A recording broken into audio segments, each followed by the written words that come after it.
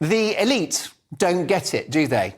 They didn't get it in 2016 with the referendum result.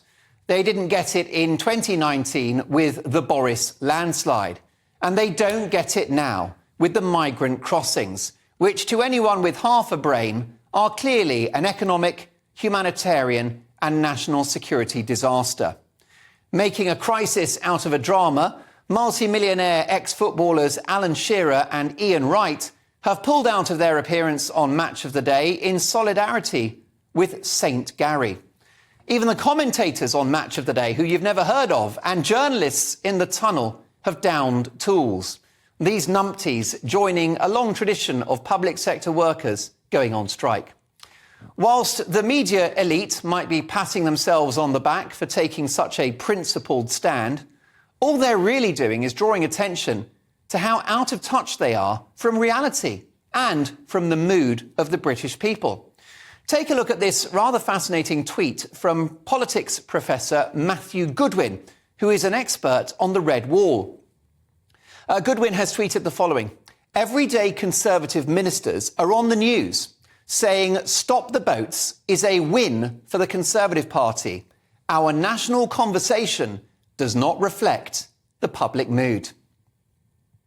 Even right-on French President Emmanuel Macron thinks it's got to stop too, as he outlined a plan in Paris yesterday with the PM to get this sorted. Is he a bad person too? By the way, Sunak and Macron had quite the bromance yesterday, didn't they? It all got very Brokeback Mountain. I nearly got my tissues out.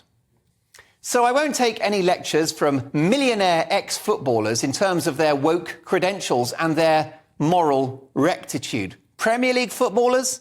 Moral? Do me a favour. A good number of them, like St Gary, employ the very best accountants, with the ever-woke Lineker currently in a tussle with HMRC to get his tax bill down by several £1 million.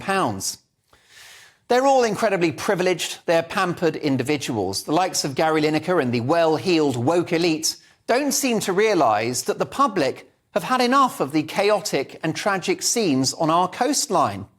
And they've had enough of the community impact of migrant hotels, which are costing the taxpayer a cool £7 million a day. Wanting that to stop doesn't make them bad people. You can stand in solidarity all you like with Lineker, who enjoys the secluded comforts of a London mansion. But public anger about how and where people are being accommodated is a real issue, and Sunak is right to do something about it. The problem with these virtue-signalling footballers is, like anyone that pretends to be woke, they seek the moral high ground and they claim the territory of being the nice people. But there's nothing nice about poor tragic souls perishing in these boats. There's nothing nice about the international gangsters who make millions promising people the lie of a new life in Britain. And there's nothing nice about people in small villages and towns in this country whose lives have been turned upside down by migrant accommodation. Gary and his millionaire mates don't get it. And why should they, given the fact that they don't live in the real world? The great irony is that Lineker's decision to take a strong political stance will hurt his employers more than anyone else in what has been a disastrous week for the BBC. And his decision to spark the so-called culture wars with his contentious tweets will likely harden opinion in support of Sunak's new approach.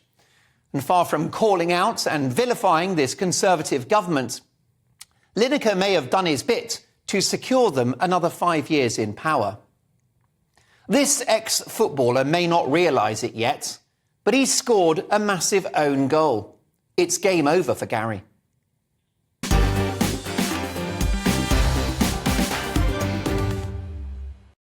Now, what do you think? Many would argue that Gary Lineker has been consistent in his humanitarian views and that he has done a huge amount for charity. He's taken in refugees himself, and he uses his platform to give a voice to those who have none.